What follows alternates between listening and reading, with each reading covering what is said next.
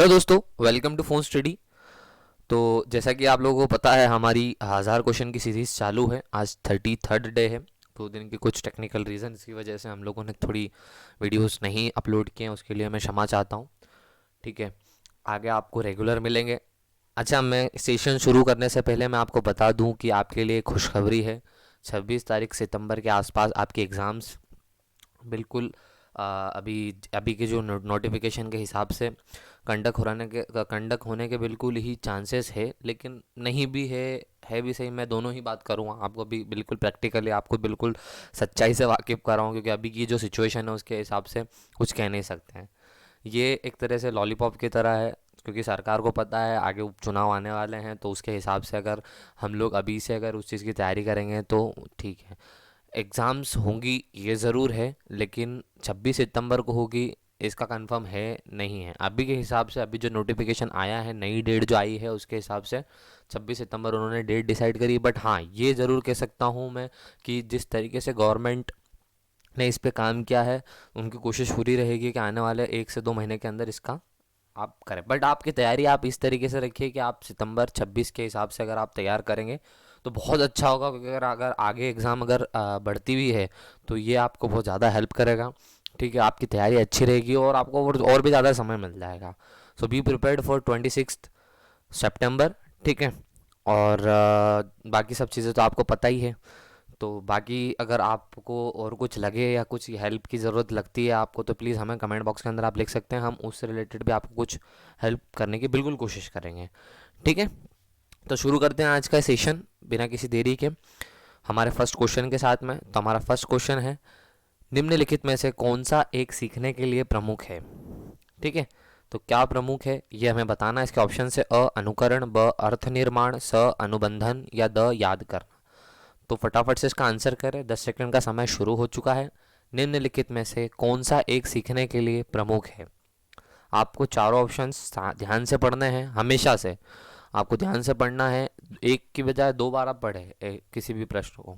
ठीक है, तो इसका आंसर देखेंगे। इसका आंसर है अनुबंधन। तो निम्नलिखित में से कौन सा एक सीखने के लिए प्रमुख है, तो अनुबंधन प्रमुख है। क्वेश्चन नंबर सेकंड देखेंगे।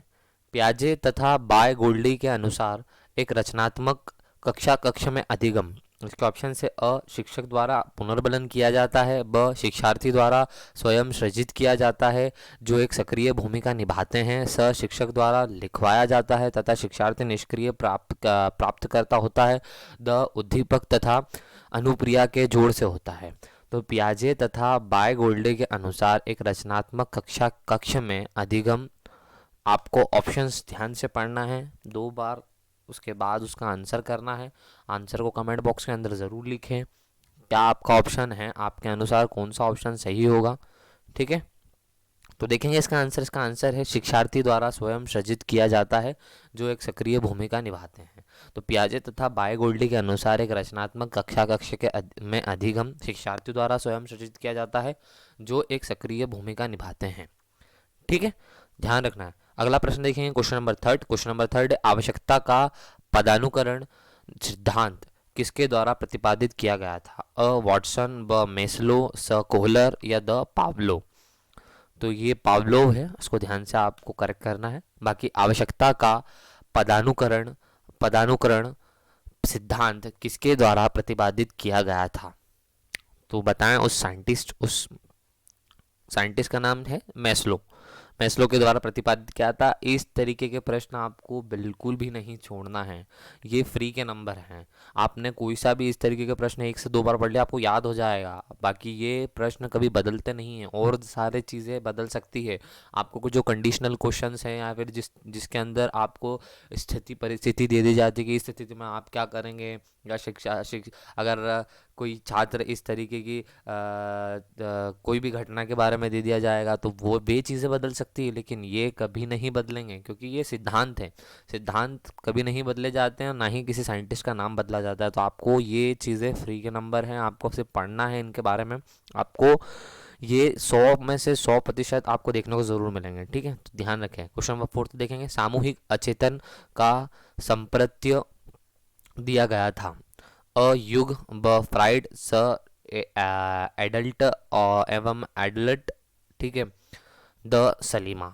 तो सामूहिक अचेतन का संप्रत्य दिया गया था, किसके द्वारा दिया गया था बताएं। ठीक है, सामूहिक अचेतन का संप्रत्य दिया गया था, किसके द्वारा दिया गया था उसके बारे में लिखना है, तो युग के द्वारा इसको दिया गया था। क्वेश्चन नंबर 5 से देखेंगे, अधिगम का क्रिया प्रसूत अनुबंधन सिद्धांत किसके द्वारा दिया गया था। अ पाब्लो, ब ठंडाई, स ऑलमेन, द स्पिनर। ठीक है, अधिगम का क्रिया प्रसूत अनुबंधन सिद्धांत किसके द्वारा दिया गया था, तो पाब्लो, ठंडाई, ऑलमेन या द स्पिनर। आपको बताना है फटाफट से उसके बारे में, किसके द्वारा दिया गया था, तो स्पिनर के द्वारा दिया गया था। ये स्पिनर नहीं है, मेरे ख्याल से स्किनर होगा। ठीक है, इसको करेक्ट करें। अधिगम का क्रिया प्रसूत अनुबंधन सिद्धांत किसके द्वारा दिया गया, तो स्किनर, इसकी क आएगा यहाँ पे, स्किनर। और स्किनर से और पाव्लो, ऑलमैन, ये तीनों ही बहुत महान साइंटिस्ट हैं जिन्होंने बहुत सारे काम किए हैं चाइल्ड डेवलपमेंट एंड पेडागोजी से रिलेटेड। आप इनके बारे में ज़रूर पढ़ें। इनकी सारी सिद्धांत, सारे ही जो इन्होंने थ्योरीज दी हुई है उनके बारे में आपको पता होना ज़रूरी है। क्वेश्चन नंबर 6 देखेंगे, बंडूरा का कथन है कि बच्चे प्रतिक्रिया प्रमाणीकरण द्वारा सीखते हैं, जिसको डैश भी कहा जाता है। अ अभ्यास द्वारा सीखने, ब अंतर्दृष्टि द्वारा सीखने, स निरीक्षण द्वारा आत्मक अधिगम या द पुरस्कार द्वारा सीखना। तो बंडूरा का कथन है कि बच्चे प्रतिक्रियाएं प्रमाणीकरण द्वारा सीखते हैं, जिसको डैश भी कहा जाता है। तो क्या कहा जाता है बताएं उसके बारे में। ठीक है, जिसको डैश भी कहा जाता है, तो निरीक्षण आत्मक अधिगम, निरीक्षण आत्मक अधिगम भी कहा जाता है। तो बंडूरा का कथन है कि बच्चे प्रतिक्रियाएं प्रमाणीकरण द्वारा सीखते हैं, जिसको निरीक्षण आत्मक अधिगम भी कहा जाता है। क्वेश्चन नंबर 7 है, प्याजे के संज्ञानात्मक विकास सिद्धांत में मूर्ति तर्क एवं परिपक्व अनैतिक चिंतन किस अवस्था की विशेषताएं हैं। अ संवेगात्मक गमक अवस्था, ब पूर्व अवस्था, स औपचारिक संक्रिया अवस्था या द मूर्त मूर्त संक्रिया अवस्था। तो प्याजे के संज्ञानात्मक विकास सिद्धांत में मूर्ति तर्क एवं परिपक्व अनैतिक चिंतन किस अवस्था की विशेषताएं हैं बताएं। तो इसका आंसर होगा औपचारिक संक्रिय अवस्था की विशेषताएं हैं। ठीक है, क्वेश्चन नंबर 8 तो देखेंगे, श्रवण बाधित बच्चों को पढ़ाने के लिए क्या प्रयुक्त की जाती है। अ ब्रेल लिपि, ब सांकेतिक भाषा, स यंत्र इंस्ट्रूमेंट या द यह सभी। बेहद आसान क्वेश्चन, आज का मेरे ख्याल से सबसे इजी क्वेश्चन यही होगा। श्रवण बाधित बच्चों को पढ़ाने के लिए, यहाँ पढ़ाना है, ये इस तरीके की छोटी मोटी मिस्टेक्स पे प्लीज़ ध्यान ना दें। पढ़ाने के लिए क्या प्रयुक्त किया जाता है, तो सांकेतिक भाषा। श्रवण बाधित बच्चों को पढ़ाने के लिए क्या प्रयुक्त किया जाता है, तो सांकेतिक भाषा का प्रयोग किया जाता है। क्वेश्चन नंबर 9, निम्नलिखित में से कौन सा संकेत बच्चों में दृष्टिबाधित की समस्या सूचित नहीं करता। अ दिशा निर्देश के अनुसरण में समस्या, ब उदासी, स ठोकर लगने का भय या द दूरी मापने में असमर्थता। ये भी बेहद आसान क्वेश्चन है, सिर्फ आपको पढ़ना है, इसके ऑप्शन पढ़ते से समझ में आ रहा है। निम्नलिखित में से कौन सा संकेत बच्चों में दृष्टिबाधित की समस्या सूचित नहीं करता है। तो किस संकेत के बारे में बताया गया है, तो उसका आंसर होगा दिशा निर्देश के अनुसरण में समस्या। क्वेश्चन नंबर 10 है, प्रतिभाशाली बालक अ तीव्र और आसानी से सीखते हैं, ब जो बच्चे बिना पढ़े सुने पूरा पाठ याद कर लेते हैं, स वस्तु चिंतन करते हैं, द कम समय में ही अभिप्रेरणा को अनुसरण करते हैं। तो प्रतिभाशाली बालक के बारे में आपको बताना है। इसके ऑप्शंस हैं, तीव्र और आसानी से सीखते हैं, ब जो बच्चे बिना पढ़े सुने पूरा पाठ याद कर लेते हैं, वस्तु चिंतन करते हैं, कम समय में ही अभिप्रेरणा को अनुसरण करते हैं। तो इसका आंसर होगा तीव्र और आसानी से सीखते हैं। क्वेश्चन नंबर 11 है, शिक्षा का अधिकार अधिनियम 2009 के क्रियान्वयन के बाद कक्षा कक्ष प्रभावित है, क्योंकि शिक्षा का अधिकार विद्यालय में कक्षा की औसत आयु को प्रभावित नहीं करता। ब लिंग के अनुसार समजातीय नहीं है, स लिंग के अनुसार अधिक समजातीय है या द आयु के अनुसार अधिक विषम जातीय है। तो शिक्षा अधिकार अधिनियम 2009 के क्रियान्वयन के बाद कक्षा कक्ष की परिस्थिति में किसा बदलाव आया है उसके बारे में आपसे पूछा गया। ठीक है, चार ऑप्शन को ध्यान से पढ़ें, देखते हैं इसका आंसर। इसका आंसर है लिंग के अनुसार समजातीय नहीं है। तो आपको शिक्षा का अधिकार अधिनियम 2009, 2005 और 1986 इनके बारे में भी आपको पढ़ना ज़रूरी है, क्योंकि बिल्कुल 101% वहाँ से भी एक क्वेश्चन जरूर बनेगा। ठीक है, क्वेश्चन नंबर 12 देखेंगे। वंचित समूह के शिक्षार्थियों को सामान्य विद्यार्थियों के साथ साथ पढ़ाना चाहिए, इसका अभिप्राय है। अ समावेशी शिक्षा, ब विशेष शिक्षा, स एकीकृत शिक्षा, द अपवर्जक शिक्षा। ठीक है, तो वंचित समूह के शिक्षार्थियों को सामान्य विद्यार्थियों के साथ साथ पढ़ाना चाहिए, इसका अभिप्राय है। वंचित समूह के शिक्षार्थियों को सामान्य विद्यार्थियों के साथ साथ पढ़ाना चाहिए, इसका अभिप्राय है। समावेशी शिक्षा, विशेष शिक्षा, एकीकृत शिक्षा, अपवर्जक शिक्षा। तो इसका आंसर होगा समावेशी शिक्षा। ठीक है, क्वेश्चन नंबर 13 थे। अपराधी बालक कौन है? अ जो असामाजिक कार्य करते हैं, ब जो शिक्षक के लिए सिरदर्द होते हैं, स जो कक्षा में अव्वल आते हैं, द जो समाज में रहना पसंद नहीं करते हैं। तो अपराधी बालक कौन है, उनके बारे में आपसे पूछा गया है। अपराधी बालक कौन है? जो असामाजिक कार्य करते हैं, ब जो शिक्षा के लिए सिरदर्द होते हैं, जो कक्षा में अव्वल आते हैं, जो समाज में रहना पसंद नहीं करते हैं। तो इसका आंसर होगा जो असामाजिक कार्य करते हैं। क्वेश्चन नंबर 14 है।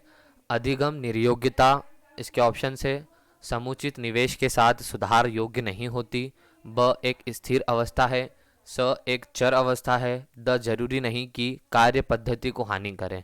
तो अधिगम निर्योग्यता के बारे में आपसे पूछा गया है। अधिगम निर्योग्यता समुचित निवेश के साथ सुधार योग्य नहीं होती, एक स्थिर अवस्था है, एक चर अवस्था है, जरूरी नहीं कि कार्य पद्धति को हानि करे। ठीक है, तो इसका आंसर होगा एक चर अवस्था है। अधिगम निर्योग्यता एक चर अवस्था है। 15वां क्वेश्चन। बच्चे के उचित विकास को सुनिश्चित करने के लिए उसका स्वास्थ्य विकास, शारीरिक विकास एक महापूर्व प्रथम आवश्यकता है। यह कथन अ गलत हो सकता है क्योंकि विकास नितांत व्यक्तिगत मामला है, ब सही है क्योंकि विकास क्रम में शारीरिक विकास सबसे पहले स्थान पर आता है, स सही है क्योंकि शारीरिक विकास विकास के अन्य पक्षों के साथ अंतः संबंधित है, द गलत है क्योंकि शारीरिक विकास विकास के अन्य पक्षों को किसी भी प्रकार से प्रभावित नहीं करता।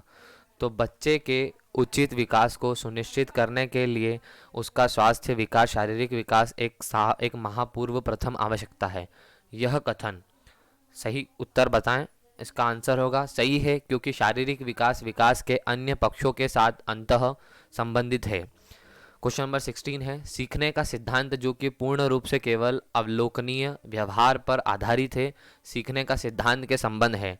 अ विकासवादी, ब व्यवहारवादी, स रचनावादी या द संज्ञानवादी। तो सीखने का सिद्धांत जो कि पूर्ण रूप से केवल अवलोकनीय व्यवहार पर आधारित है, सीखने का सिद्धांत के संबंध है। तो किस चीज़ से उसका संबंध है आपको उसके बारे में बताना है। ठीक है, तो इसका संबंध है व्यवहारवादी। Question number 17। माध्यमिक विद्यालय की कक्षा में शिक्षिका के पास एक बधिर बच्चा है, उसके लिए यह महत्वपूर्ण है कि अ विद्यालय सलाहकार से कहे कि वे बच्चे के अभिभावकों से बात करें तथा उन्हें अपने बच्चे को विद्यालय से हटाने के लिए कहे, ब यह बच्चे को उस स्थान पर बिठाएं जहां से वह शिक्षिका के होठ तथा चेहरे के भाव साफ तौर पर पढ़ देख सके, स उसके प्रति संकेत करे जिससे वह बच्चा बार बार नहीं समझ पा रहा है, द बच्चे को डांट फटकार कर उसे अलग स्थान पर बैठा दे ताकि वह बधिर केंद्र में प्रवेश ले ले। तो माध्यमिक शिक्षा विद्यालय की बात की गई है यहाँ पे। माध्यमिक विद्यालय की कक्षा में शिक्षिका के पास एक बधिर बच्चा है, उसके लिए यह महत्वपूर्ण है कि क्या महत्वपूर्ण है उसके बारे में बताएं। तो उसका सही उत्तर होगा यह बच्चे को उस स्थान पर बिठाएं, ठीक है, जहाँ से वह शिक्षिका के होठ तथा चेहरे के भाव साफ तौर पर देख सकें। क्वेश्चन नंबर 18 है। अधिगम के प्रभावित करने वाला व्यक्तिगत कारक है। अ संचार के साधन, ब समवयस्क समूह, स अध्यापक, द परिपक्वता एवं आयु। तो अधिगम को प्रभावित करने वाला व्यक्तिगत कारक कौन सा है उसके बारे में बताएं। इसके ऑप्शन से संचार के साधन, समवयस्क समूह, अध्यापक, परिपक्वता एवं आयु। तो सही उत्तर होगा परिपक्वता एवं आयु। अधिगम को प्रभावित करने वाला व्यक्तिगत कारक है परिपक्वता एवं आयु। तो क्वेश्चन नंबर 19। एक शिक्षक को अपने विद्यार्थियों की क्षमता को समझने का प्रयास करना चाहिए। निम्नलिखित में से कौन सा क्षेत्र इस उद्देश्य के साथ संबंध है। अ शिक्षा समाजशास्त्र, ब सामाजिक दर्शन, स मीडिया मनोविज्ञान, द शिक्षा मनोविज्ञान। तो एक शिक्षक को अपने विद्यार्थियों की क्षमता को समझने का प्रयास करना चाहिए। निम्नलिखित में से कौन सा क्षेत्र इस उद्देश्य के साथ संबंध है? किसका संबंध है उसके बारे में बताना है। इसका आंसर होगा शिक्षा मनोविज्ञान। क्वेश्चन नंबर 20, राष्ट्रीय पाठ्यचर्या की रूपरेखा एनसीएफ 2005 के दस्तावेज में भाषा की के लिए निहित है। अ एक भाषा, ब द्विभाषा भाषा, स द्विभाषा या द बहुभाषा। तो राष्ट्रीय पाठ्यचर्या की रूपरेखा एनसीएफ नेशनल, ठीक है, एनसीएफ के बारे में, एनसीएफ 2005 के दस्तावेज में भाषा के लिए निहित है। क्या निहित है उसके बारे में आपको पता होना चाहिए। तो इसका आंसर होगा एक भाषा। तो ये थे आज के महत्वपूर्ण 20 क्वेश्चन। उम्मीद करता हूँ आपको अच्छा लगा होगा। आपको अगर सारे क्वेश्चंस अच्छे लगे हों, आपको समझ में आया हो, तो ज़रूर लाइक करें, ठीक है। चैनल को सब्सक्राइब नहीं किया है तो प्लीज़ सब्सक्राइब कर लें और वीडियो को ज़्यादा से ज़्यादा शेयर कीजिए, क्योंकि अब तो ज़्यादा ज़रूरत होगी।